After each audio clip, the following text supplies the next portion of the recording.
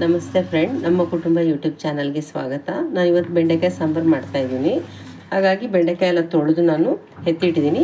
ಈಗ ಕಟ್ ಮಾಡಿಡ್ತೀನಿ. ಈ ಸೈಜಲ್ಲಿ ಕಟ್ ಮಾಡಿಕೊಂಡ್ರೆ ತುಂಬ ಚೆನ್ನಾಗಿರುತ್ತೆ ಸಾರು. ಬೆಂಡೆಕಾಯಿ ಸಾಂಬಾರಿಗೆ ಈ ಮಸಾಲೆ ಹುರ್ಕೋಬೇಕು. ಅದು ಬೇಕಾದರೆ ಬೆಳ್ಳುಳ್ಳಿ, 2 ಈರುಳ್ಳಿ, ಸ್ವಲ್ಪ ಕೊತ್ತಂಬರಿ ಸೊಪ್ಪು, ಕಾಯಿ, ಟೊಮೆಟೊ, ಸ್ವಲ್ಪ ಹುಣಸೆಹಣ್ಣು. ಕೊತ್ತಂಬರಿ ಸೊಪ್ಪು ಎಲ್ಲ ಫಸ್ಟ್ ಇವನ್ನೆಲ್ಲ ನಾವು ಹುರ್ಕೋತೀನಿ. ಈಗ ನಾವು ಎಣ್ಣೆ ಹಾಕ್ಕೊಳ್ಳೋಣ. ಎಣ್ಣೆ ಕಾದಿದೆ. ಈಗೆಲ್ಲ ಮಸಾಲೆ ಹಾಕಿ ಹುರಿಯೋಣ. ಎಲ್ಲ ಹುರ್ಕೊಳ್ಳೋಣ.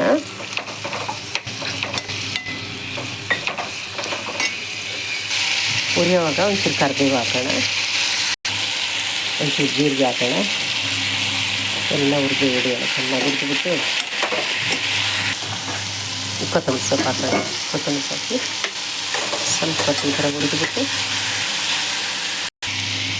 ಇದಾಗಿದೆ. ತಣ್ಣಗಾದ್ಮೇಲೆ ಮಿಕ್ಸಿಗೆ ಹಾಕ್ಕೊಳ್ಳೋಣ. ಈಗ ನಾವು ಬೆಂಡೆಕಾಯಿ ಹುರ್ಕೊಳ್ಳೋಣ.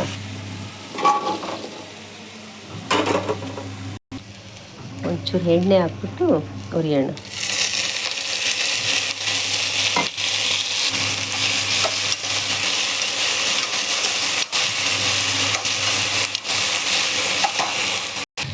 ಒಂಚೂರು ನಿಂಬೆ ರಸ ಹಾಕ್ಕೊಳ್ಳೋಣ, ಅಂಟೆಲ್ಲ ಬಿಟ್ಕೊಳ್ಳುತ್ತೆ.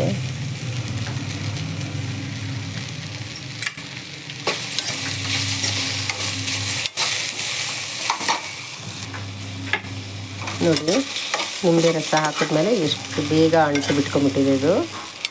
ಇದಕ್ಕೆ ರಾಮಬಾಣ ನಿಂಬೆ ರಸನೇ. ನಿಂಬೆ ರಸ ಹಾಕಿ ಹುರ್ಕೊಂಬಿಟ್ರೆ 2 ಸೆಕೆಂಡಲ್ಲಿ ಅಂಟೆಲ್ಲ ಬಿಟ್ಕೊಂಬಿಡುತ್ತೆ. ಇದು ಇವಾಗಿದ್ದು ಆಗಿದೆ. ಈಗ ತಣ್ಣಗಾಗಿದೆ. ಇದನ್ನೆಲ್ಲ ಮಿಕ್ಸಿಗೆ ರುಬ್ಕೊಳ್ಳೋಣ. ಸಾಂಬಾರು ಪೌಡ್ರು 1-2 ಸ್ಪೂನ್ ತೊಗೊಂಡಿದ್ದೀನಿ. ರುಬ್ಕೊಳ್ಳೋಣ. ಹಾಕು. ಈಗ ನಾವು ಒಗ್ಗರಣೆ ರೆಡಿ ಮಾಡ್ಕೊಳ್ಳೋಣ. ರುಬ್ಬಿರೋ ಮಸಾಲೆನ. ಎಣ್ಣೆ ಕಾದಿದೆ. ಸಾಸಿವೆ,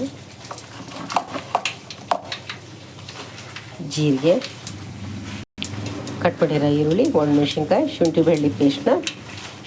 ಬೆಳ್ಳುಳ್ಳಿ ಪೇಸ್ಟ್ನ ಜಜ್ಜಿಟ್ಟಿದ್ದೀನಿ. ಕರಿಬೇವು ಹಾಕೋಣ.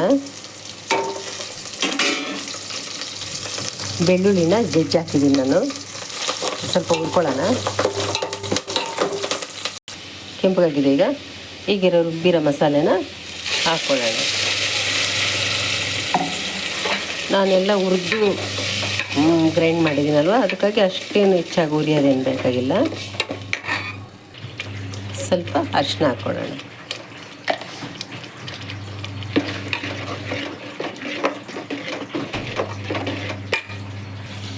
ಒಂದು 2 ಸೆಕೆಂಡು ಮುಚ್ಚಿಡೋಣ.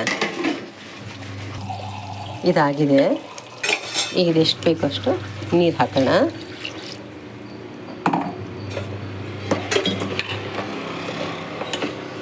ನಿಮಗೆ ಗಟ್ಟಿ ಬೇಕು ಅಂದರೆ ಗಟ್ಟಿಯಾಗಿ ಇದು ಮಾಡ್ಕೊಳ್ಳಿ, ಸಾಕು.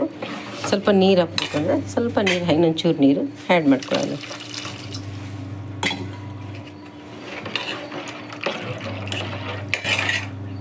ಉಪ್ಪು ಹಾಕ್ಕೊಳ್ಳೋಣ. ಒಂಚೂರು ರುಚಿಗೆ ತಕ್ಕಷ್ಟು ಉಪ್ಪು. ನಾನು ಕಲ್ಲುಪ್ಪು ಹಾಕ್ತಾಯಿದ್ದೀನಿ.